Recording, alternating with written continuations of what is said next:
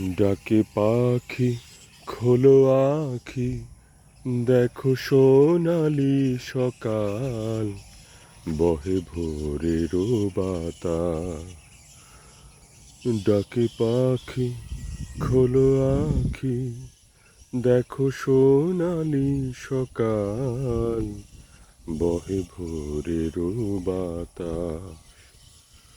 দর্শক সবাইকে স্বাগত জানাচ্ছি এই সকালবেলায়। আপনাদের এই মুহূর্তে আমি দেখাচ্ছি আমার গ্রামের বাড়ির পেছনের ছোট্ট একটি ফসলের মাঠ। এই ফসলের মাঠটি আমাদের মহল্লার একেবারেই পেছনের অংশে অবস্থিত। আপনারা দেখছেন আমাদের মহল্লার পেছনের একটি ছোট্ট বন আছে। এক সময় এটি ঘন গভীর অরণ্যে ঢাকা ছিল, গাছপালায় ঢাকা ছিল। এখন সবগুলো গাছ, বিভিন্ন ধরনের বন্য প্রজাতির গাছ কমে গেছে এবং বন্য যে জীব জানোয়ার অনেক দেখেছি, জীবজন্তু দেখেছি অনেক, সেগুলোর অনেক বিলুপ্তি হয়ে গেছে। আর এর পেছনেই আমাদের মহল্লার মানুষের জমি জমা রয়েছে অনেকেরই, এবং এই পাশে আরেকটি মহল্লা রয়েছে, সেই মহল্লারও কিছু অংশ রয়েছে সামনের অংশে। আর এই চমৎকার পরিবেশ, এই মুহূর্তটা আপনাদের না দেখালেই নয়। আমার কাছে এই গ্রাম বাংলার প্রকৃতির যে সৌন্দর্য আর কিছুই মনে হয় না। অন্য প্রকৃতি, অন্য কৃত্রিমতা আমার এত ভালো লাগে না যতটা গ্রামের প্রকৃতি ভালো লাগে। আজকের এই সকালটা মেঘে ঢাকা, অনেকটাই মেঘলা মেঘলা আকাশ দেখতে পাচ্ছি, আপনারা হয়তো দেখছেন। এবং আরেকটি চমৎকার বিষয়, আকাশে ঘুড়ি উঠছে। আপনারা শব্দও শুনতে পাচ্ছেন কিনা, আমি কিন্তু শব্দ শুনতে পাচ্ছি। আপনাদের বলে রাখি, এই যে এখন প্রকৃতিতে জ্যৈষ্ঠ মাস, এই জ্যৈষ্ঠ মাস গ্রাম বাংলায় দেখা যায় যে কৃষকেরা যখন অনেকটা কর্মহীন হয়ে পড়েন, এই সময়টাতে তারা মূলত তাদের কাজকর্মের সম্ভাবনা বা কাজের যে পরিধিটা কমে আসে, কারণ বৈশাখ মাসের ধান এবং মাঠে অন্যান্য যে ফসল বাদাম সেগুলো কেটে আনা হওয়ার পর তারা মূলত অনেকটাই অলস সময় কাটান। দেখা যায় তখন বৃষ্টি বাদলার সময় এসে যায়, আর দু একদিন পরেই কিন্তু আষাঢ় মাস চলে আসবে। তখন দেখা যাবে আরও গ্রামীণ সমাজের যে কৃষক সমাজ গ্রামের যে কৃষকেরা আছেন তাদের কাজের পরিধি আরও ছোট হয়ে যায়। তো তখন কিন্তু একটা অবসর সময় কাটেন, এবং তখন দেখা যাবে যে আকাশে কৃষকরা বা কৃষকের যে ছেলে সন্তানরা থাকেন তারাই কিন্তু এই ঘুড়ি উড়ান। আর আপনারা দেখুন যে আমাদের মহল্লার পাশে আরেকটি মহল্লা, এই মহল্লার যে শিশুরা এখানে সকালবেলায়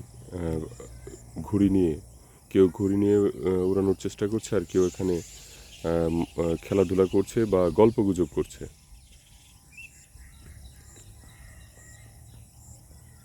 আমাদের পাশের মহল্লা হয় আমার বেশ চমৎকার সম্পর্ক রয়েছে। এই মহল্লা লক্ষ্মীপুর সমিউল্লা পাড়া, আর এই পাড়াটির নাম আমাদের লক্ষ্মীপুর দেয়ানাতুল্লাহ মুন্সিবাড়ি। আর এই পাশে রয়েছে আরেকটি মহল্লা, এখান দিয়ে একটি রাস্তা চলে গেছে। রাস্তার দক্ষিণ পাশে আরেকটি মহল্লার নাম লক্ষ্মীপুর কোনার বাড়ি। তো এই মহল্লাগুলো নিয়েই আরও বেশ কয়েকটি মহল্লা রয়েছে, সব মহল্লা নিয়েই মূলত আমাদের লক্ষ্মীপুর গ্রাম তৈরি হয়েছে।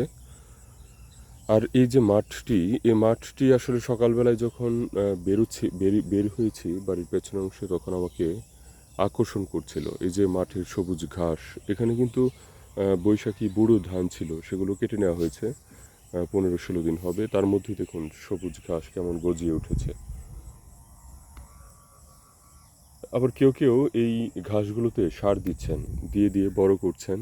কুরবানি আপনারা জানেন, আর 2-3 দিন পরেই কোরবানির ঈদ অনুষ্ঠিত হবে ইনশাল্লাহ। তখন কোরবানির ঈদে কিন্তু গরুর প্রচুর চাহিদা, এবং তাদের যারা কৃষক রয়েছেন, গরু খামারি রয়েছেন, তারা গরু পালেন, তারা কিন্তু এই ঘাসগুলো সযত্নে মাতিয়ে তুলছেন। গ্রামীণ এই প্রকৃতি পরিবেশ বাংলার শাশ্বত সৌন্দর্য, চিরন্তন সৌন্দর্য। এই সৌন্দর্যের শেষ নেই। পৃথিবীর যত সৌন্দর্যই থাকুক, হয়তো আমরা এই সৌন্দর্যটা অবচেতন মনে উপলব্ধি করি, কিন্তু কখনো গভীরভাবে ভেবে দেখি না যে এই সৌন্দর্যের মধ্যে এই সৌন্দর্যই প্রকৃতি সৌন্দর্য। বাড়ির আঙিনায় পড়ে থাকা এই সৌন্দর্য গ্রামীণ মানুষকে যতকাল তার মনকে সতেজ করে রেখেছে এবং শান্ত করে রেখেছে, আমার মনে হয় না যে অন্য কোনো প্রকৃতি এতটা শান্ত সতেজ করতে পেরেছে। আকাশে মেঘের ঘনঘটা, দক্ষিণ থেকে বাতাস বইছে, এই পাশটাই দক্ষিণ অংশ। আর আকাশে যে সাজ করেছে মেঘের, সেগুলো আস্তে আস্তে উত্তর প্রান্তে নিয়ে যাচ্ছে। কতক্ষণ আগে দেখেছি সূর্যের দেখা, আপনারা দেখুন সূর্যের দেখা এখন পাওয়া যাচ্ছে না। আকাশ মেঘের ঘনঘটা, মনে হচ্ছে যেন বৃষ্টি নামবে নামবে অবস্থা। প্রকৃতির যা ভালো মনে হয় তাই হোক, প্রকৃতি বিরোধী কোনো কর্মকাণ্ড আমরা চাই না। প্রকৃতি যদি সহজভাবে চলতে পারে, প্রকৃতির মতো, তাহলেই মানুষও কিন্তু সুন্দরভাবে বাঁচতে পারবে। দেখুন এই যে এখন বজ্রপাত হয়, বজ্রপাতের কারণটা কিন্তু মানুষের প্রকৃতি বিরোধী কর্মকাণ্ড। এবং এখন দেখা যায় যে প্রচুর খরতাপ চলে, অর্থাৎ গরম, সেটিও কিন্তু মানুষের যেই লক্ষ্মী ছাড়া কর্মকাণ্ড বলতে, মানুষ যেমন প্রকৃতি নিধন করছে, গাছপালা কেটে ফেলছে, তাছাড়া উন্নত বিশ্বগুলো প্রতিনিয়তই যেই কার্বন ডাই অক্সাইড বিভিন্নভাবে কলকারখানা থেকে বেরোচ্ছে, সেগুলোর কারণে কিন্তু প্রকৃতি পরিবেশ নষ্ট হচ্ছে এবং আবহাওয়াও বিরূপ আচরণ করছে এবং পৃথিবীটা ক্রমশই উত্তপ্ত হয়ে উঠছে। তো দর্শক, সবাই ভালো থাকুন, সুন্দর থাকুন। আমার গ্রামের বাড়ি থেকে আবারও সবাইকে শুভেচ্ছা জানিয়ে শেষ করছি। আল্লাহ হাফেজ।